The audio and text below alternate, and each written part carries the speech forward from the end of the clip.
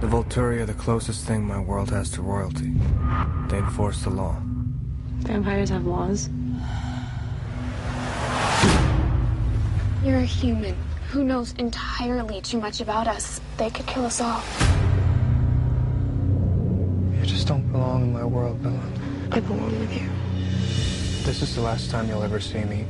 Please just promise me you won't do anything reckless. It's like a huge hole has been punched through my chest. I know what he did to you, but Bella, I would never, ever do that. There's only one way I know to see him. So, you're an adrenaline junkie now?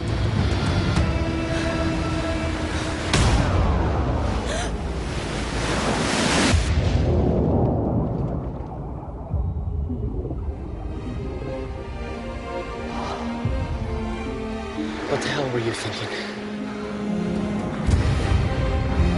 Bella, it's Edward. He thinks you're dead. What? He's going to the Volturi. He wants to die too. He left you, Bella. He didn't want you anymore. I have to go. He's gonna make a scene. The Volturi will kill him if he reveals himself in the sunlight. No, Edward, don't! I'm scared. Okay, I think you get the message. This is the trailer for the new Twilight movie, and it will open at the end of the month. And it will be a blockbuster for the summer, and it will make gazillions of dollars. And you realize it's all predicated on the books that have already made gazillions of dollars. So here's my question, and it's a very legitimate one. And here we are walking through the marketplace of ideas, and there's that booth called Vampires. Could someone explain to me why so many Christians go and visit that booth? I have gotten emails, friends, from people who say, the women in my Bible study love the Twilight series. Really? And you don't see that as being a problem if you have a biblical world view. Well, that's what we're going to talk about till the end of the hour, and I hope you have questions and comments on this topic. 1-877-LIVE-675, 1-877-548-3675, because this is not only a publishing phenomena, but it is also a cultural phenomena. And if you've got family and friends that are going to see it, oh, here's a great place for us to start conversational evangelism. But we got to get our facts right first. And that's why I am delighted that my friend Tal Brook is with us. I want Tal to come back another day and spend an hour or more just sharing his testimony with us, because Tal has a profound testimony of knowing what it's like to go deep into the occult all the way in India and being rescued out of that. And then God led him to a ministry now called the Spiritual Counterfeits Project. They put out a superb publication. He's also the president of End Run Publishing.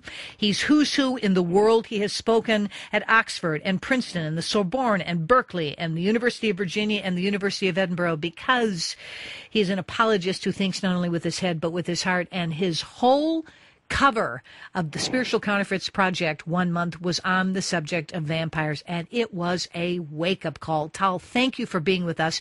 I'm going to ask a simple question right out of the gate. What is the fascination for Christians with this? I don't get it. The interesting thing is that they were a powerful, seductive theme. Now, first of all, for a perplexed and bewildered generation. But, I think a lot of not great things have happened in the Christian ghetto, where we've become more sort of dumbed down and Laodicean, and we've taken on the coloration of the world around us. I think that many churches are this way.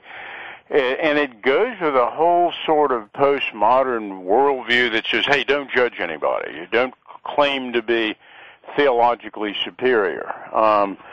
And what's today's acceptance of evil, Janet, is a byproduct of the cultural mandates of tolerance and non-judgmentalism that guides the thinking of today. And so, in a sense, we've let our immune system down. Does that make any sense at all? It makes perfect sense. And by the way, I love your word. If you let your spiritual immune system down, you're prone to get sick, aren't you? And there's a lot of heart sickness that's going on out there. Oh, I personally think in many ways the church in our time is going to need some real help from upstairs.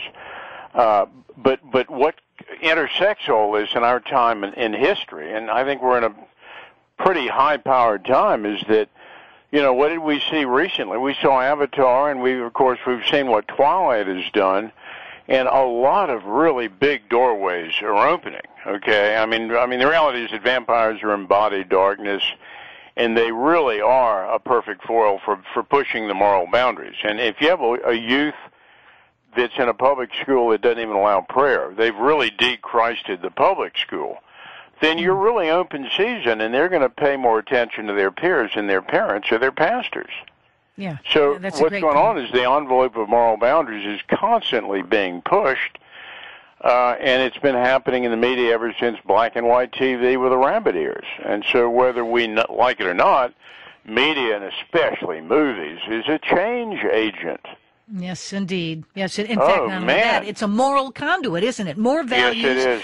According to Barnett, and I think he's spot on this one, we get more of our values down at the Cineplex than we do from the pulpit. So what values are being transmitted by movies like this? Yeah, that's what we've been saying, the same thing.